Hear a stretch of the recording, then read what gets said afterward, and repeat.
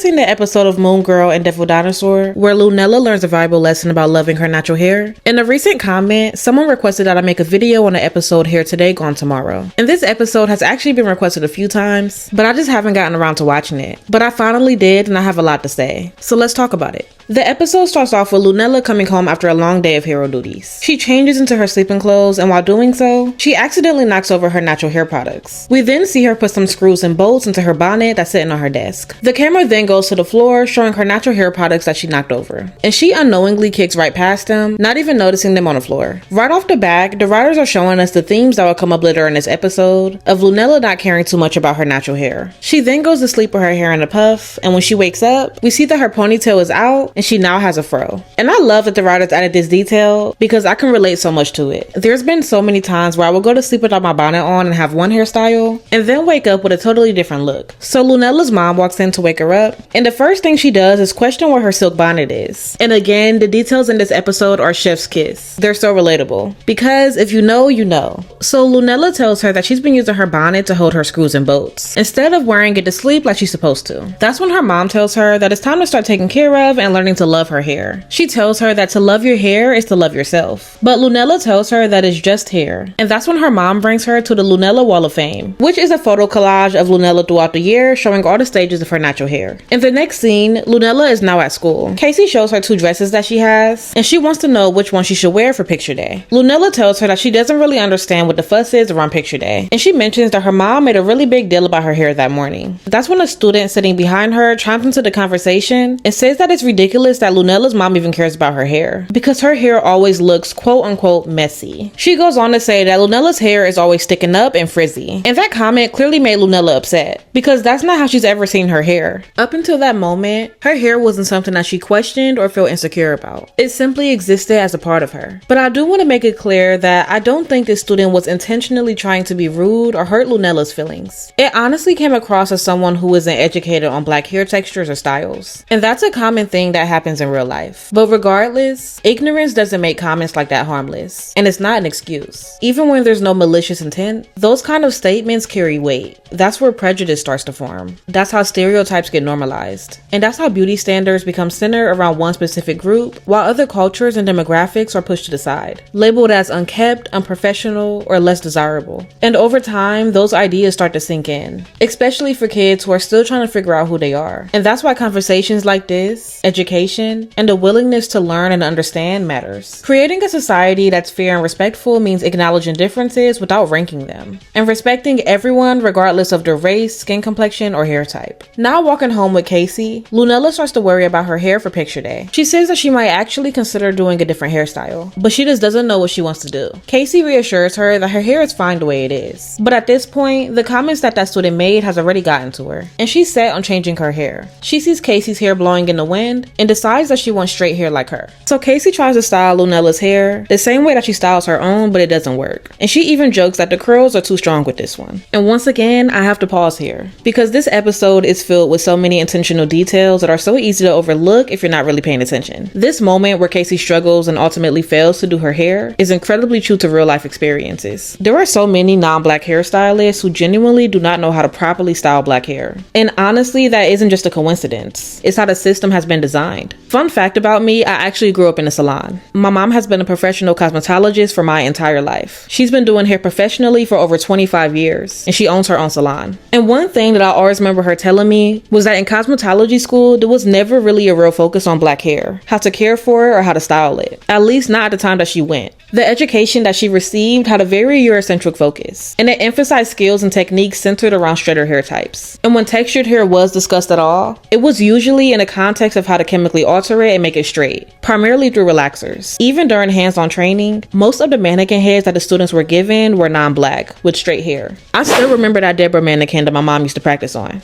And they did offer a small number of black mannequins, but my mom told me that those were made with hair that were extremely rough and difficult to work with. She remembers them getting constantly matted in a very unrealistic way. And no matter how much moisture or product that she used, it felt almost impossible to detangle or style. And that's not to say that there aren't hair types that require more care when it comes to styling. There are such a wide range of hair textures and types, and they all require different levels of care. But this mannequin specifically felt like it was designed to poorly represent a more textured hair type. And because of that, my mom and the other black students in her class were forced to practice only on the Deborah mannequin. And now years later, there are more mannequins available with a wider range of more realistic hair textures. But even today, many cosmetology schools still don't have the curriculum for black hair and more textured hair types. And even the state board exam that my mom had to take was biased toward one specific type of hair, continuing to reinforce the same Eurocentric beauty standards that were taught to her in cosmetology school. So when it came to learning how to properly care for and style black hair, those were skills that she had to take the initiative to learn and refine on her own after she graduated. And while my mom went to cosmetology school a long time ago, this is still an ongoing issue. Many cosmetology schools today don't include education on textured hair at all, or they only offer limited instruction. There are currently only 8 states that legally require textured hair education to be taught in cosmetology schools. And I want to clarify something here, because I know that people like to misunderstand me or twist what I'm saying. I'm not saying that cosmetologists shouldn't learn how to care for and style straight hair types. A lot of people have straight hair, and stylists should absolutely know how to style them. The issue is the long-standing disregard for black hair, and the way that people with more textured hair have been excluded from the standard cosmetology education. The issue is the racism that has been embedded in the beauty industry and normalized within the educational system. And while Casey obviously isn't a professional stylist, she's just a kid trying to help another kid with no formal training, this moment in this episode still reflects a very real experience that so many people have lived through.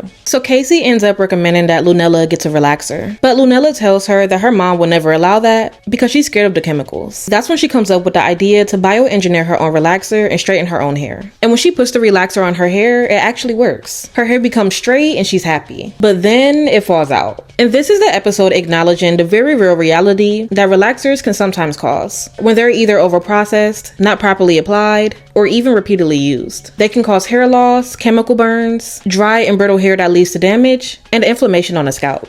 We then see Lunella's hair come to life and crawl away without her noticing. Later at home, Casey and Lunella tries to hide her hair loss from her family, and Casey decides to give her a wig to help her. Now with her new wig, Lunella as Moon Girl goes out with Devil Dinosaur to catch a villain, but her wig keeps getting in the way, and it causes her to not be able to see clearly. And that's when her real hair, who turned into a villain, trips her and Devil Dinosaur without them seeing, and Lunella finds a clump of hair. The next day at school, she runs an analysis on the hair as an attempt to see who it belongs to. And while doing so, the same girl that called her hair messy earlier in the episode sees her new hair and says that it's pretty now. And that just further shows the stigma and negative view from society surrounding natural black hair. Lunella then sees that her school project is ruined, and the same hair from last night is all over it. And that's when the results come back in and she realizes that it's her hair. That night, Lunella calls Casey, and that's when Casey tells her that someone destroyed all of her wigs. And that's when Lunella's hair finally reveals herself to her. She says that her name is Maine, and that she was her natural curly hair. But she became a villain when Lunella burned her with her relaxer and ripped at her with her tiny comb. So Lunella tries to apologize to Maine. She says that she didn't know. But Maine doesn't accept her apology, and she says that Lunella tried to get rid of her, and she wants to know why she wasn't good enough for her. She then tells her that because of what Lunella did to her, she turned her into a monster and the villain that she is today. In the next scene, Lunella finally admits to her family what happened to her hair and that she gave herself a relaxer. And that's when her mom and grandmother tell her something very important. They tell her that we live in a society that has never valued our natural hair. People criticize and fail to understand it. They tell us that our natural hair is sloppy, unprofessional, and ugly. But they're wrong, because our hair is versatile, textured, beautiful, political, powerful, and bold. It reflects our culture, who we are, and what we've been through. And they go on to tell Lunella that when we believe the lies that society tells us about our hair, we start to feel insecure about how we look, and that's when trouble starts. Lunella's grandma tells a story about a time that she wanted her hair to be straight so badly that she used a hot comb heated over a stove, and eventually it damaged her hair. Then Lunella's mom tells her that she wanted her hair to be straight so badly that she tried to give herself a relaxer at home just like her, and her hair also fell out. And that's when Lunella discovers where she went wrong with her relaxer, and that she was missing the neutralizer. Her mother and grandmother tell her to never let the world make you feel bad about yourself. And if you want your hair to be good to you, then you have to be good to it. Because to love your hair is to love yourself. In the next scene, Lunella makes a neutralizer and goes to Maine's hideout to spray her with it. But she ultimately fails to do so and starts to lose the fight against Maine. She realizes that she's literally fighting against herself, and that this isn't a physical battle that she can win. And that's when she remembers the conversation that she had with her mom and grandmother, and realizes that she doesn't want to fight herself anymore. She loves herself. So she tells Maine that she loves her, and that her hair is and has always been a big part of her. But Maine expresses that Lunella never took care of her or never cared about her. And Lunella admits that she was wrong about her hair, and she honestly didn't know that she can lose it until it was gone. She says that when that girl at school made that comment about her hair, it made her feel ashamed, and that's why she made the relaxer in the first place. Not because she wanted to straighten her hair for herself, but because she wanted to be accepted. She tells Maine that she misses her natural hair, and Maine says that she misses Lunella too. That's when we see them united, and Lunella gets her natural hair back. The next day, Lunella goes to school for picture day with a new level of confidence, and everyone around her can see it radiating off of her. And the episode ends with Lunella finally learning how to care for her natural hair and loving it. I just want to mention that I absolutely love how supportive Casey has been throughout this entire episode with Lunella. Not once did she invalidate her feelings when Lunella expressed her insecurities about her hair, and before she tries to straighten her hair, she reassures her that her hair is beautiful the way that it is. And she makes sure to confirm with Lunella that this is actually something that she wants to do, and that's so important. The amount of detail and effort that this episode put into this topic surrounding black hair is honestly phenomenal. I put off watching this episode for a while because I didn't have high hopes for how this topic will be handled. Even though Moon Girl and Devil Dinosaur is a great show with great writing, being that it's a Disney show, I just expected them to water down this topic. So I avoided watching it altogether, especially when I saw clips of Lunella being bald. I was honestly confused and just couldn't imagine what the writers were trying to do. And I honestly expected to be disappointed. But that just shows that you really have to give things a chance before you're so quick to judge. Because watching this episode, I was surprised. They did such an amazing job calling out the stigma surrounding black hair, the culture of black hair, the internal battles that many people have surrounding their black hair, and the beauty of black hair. And it literally brought me to tears twice. First when I initially watched the episode, and then a second time when I rewatched it to write the script. And I'm not just saying that for the video. I am genuinely so serious when I say that this episode was beautifully done. And I can truly see the care and love that went into it. And I can't even lie, I'm a little jealous that I didn't have something like this growing up. Because maybe it would have stopped me from getting a relaxer and damaging my hair as a kid. And it would have helped me to love and see the beauty of my natural hair earlier. Eventually I did learn how to love my hair, but it was only after a period of me constantly putting a flat iron to my hair, damaging my curls, relaxing it, and then my hair falling out before I finally decided to do a big job and learn how to love my hair as it is. This episode does an incredible job at calling out the stigma surrounding black hair and the way that it's pushed to the margins of societal beauty standards. It shows how that stigma and being ostracized from it can slowly plant insecurity to the point where black people feel pressure to change their appearance just to better fit into standards that were never made with us in mind. When the girl at school made those negative remarks about Lunella's hair, she internalized them. She believed them. She went from never seeing her natural hair as a problem to feeling so insecure about it that she chemically altered it. All as an attempt to achieve a hair texture that society decided is desirable. And I don't think a lot of people realize how deep the stigma around black hair really goes and where it comes from. Black hair has always carried meaning. It has always told a story. And that story shows up throughout history. During slavery, black hair became a site of control, identity erasure,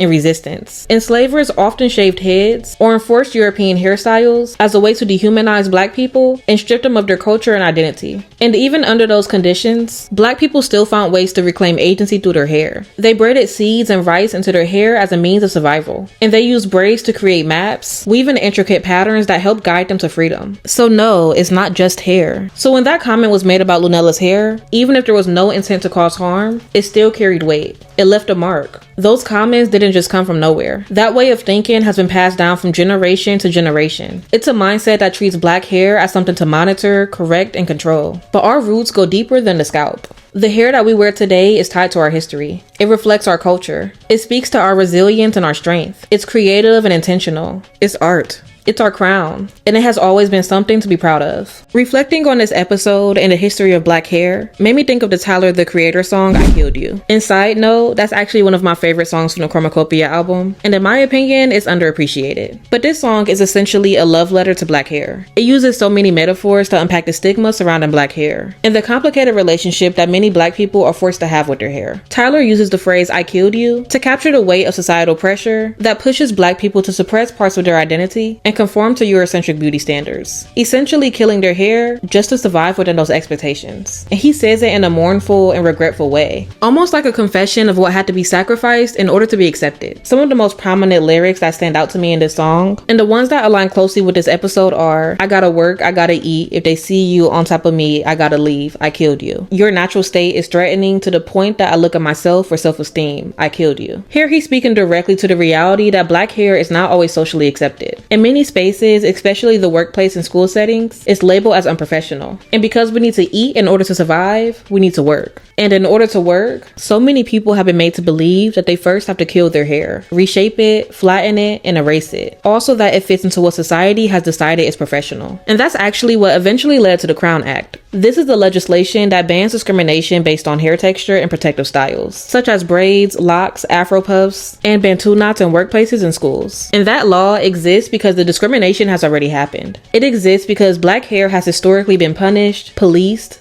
and denied access. And this connects directly back to the episode because Lunella's classmate refers to her hair as messy. And that word quietly carries the suggestion that her hair is undone, unkept, and by extension, not presentable or acceptable. We then see the emotional impact that moment had on Lunella. She literally goes home and immediately searches for a way to straighten her hair. Another set of lyrics that mirrors this episode painfully well is, "But I guess the coils and the kinks became an issue, therefore I killed you. With Jerry's and Mimi's, I burnt you. I cut you, I filled you up with Kimmy's. Forced you to relax, you were thick, you were BB. Couldn't take the heat, so you're gone when they see me. I killed you." Tyler is painting a picture to show how black hair is treated in society as a problem, something to be fixed or corrected. So people kill their curls with products and tools, with flat irons that can lead to heat damage, with relaxers filled with harmful chemicals, all to achieve straight hair that's seen as more acceptable or manageable. And that is exactly what Lunella does in this episode. She literally engineers a relaxer, altering her hair structure and causing it to fall out. And that may seem extreme, but for one, that can definitely happen when people get relaxers. But also, it perfectly reflects how deep that insecurity and pressure can go when you're surrounded by a world that doesn't understand you or affirm you. Lunella didn't make this choice for the sake of her own vanity. She felt like she had to do this for acceptance. And that is something that many black people have experienced in the past, and unfortunately still experience today. And that's exactly what Tyler was speaking to in this song. The final lyrics that I want to talk about in relation to this episode are, "This is my crown. You got kinks on your mind. I didn't mean to. You're so beautiful." These are the closing lines of the song, and they hit with a quiet kind of power. After acknowledging all of the damage that these beauty standards caused, and the harm that we've done to our own hair as a result of not feeling accepted, Tyler reminds us of something deeply important. We're beautiful and our hair is beautiful. It always has been. It was never something that needed to be hidden or destroyed. In media, there have been so many poor representations of black hair. And over time, they've quietly communicated the idea that our hair textures is something to be ashamed of. What's happened? That's so terrible. A catastrophe. Look what happened to my hair. Normally it's straight. I was just walking down the hall when poof, my whole head of hair puffed up just like that. Oh. What is that? Nice hair. Congratulations. Those portrayals don't exist in a vacuum. They shape how people see us, and sometimes how we learn to see ourselves. And that's why this episode of Moon Girl matters so much. When a show decides to engage with these topics in a way that's honest, emotional, and intentional, it takes the narrative back. It reframes something that has been mocked, misunderstood, or even dismissed, and turns it into something worthy of pride. Because our hair, culture, and our skin are things that we should be proud of. We should never feel ashamed of who we are. And no matter how loudly society or media tries to tell us otherwise, those messages don't define us. We are beautiful. And I also want to make something clear. This is not a video meant to attack straight hair, and it's not meant to shame anyone with textured hair who chooses to straighten it. That choice is personal, and there's nothing wrong with it. This video is not about guilt or judgment. It's about recognition. It's about naming the stigma that has followed natural black hair for generations and offering a reminder that our hair in its natural state is beautiful. This is a love letter. A reminder that our curls, coils, kinks, and textures don't need permission to exist. That we were never required to alter ourselves just to be worthy of acceptance. And if you're black and watching this, I want you to walk away from this video knowing that you are seen, you are respected, and you are deeply loved. You are beautiful, and your hair is beautiful exactly as is.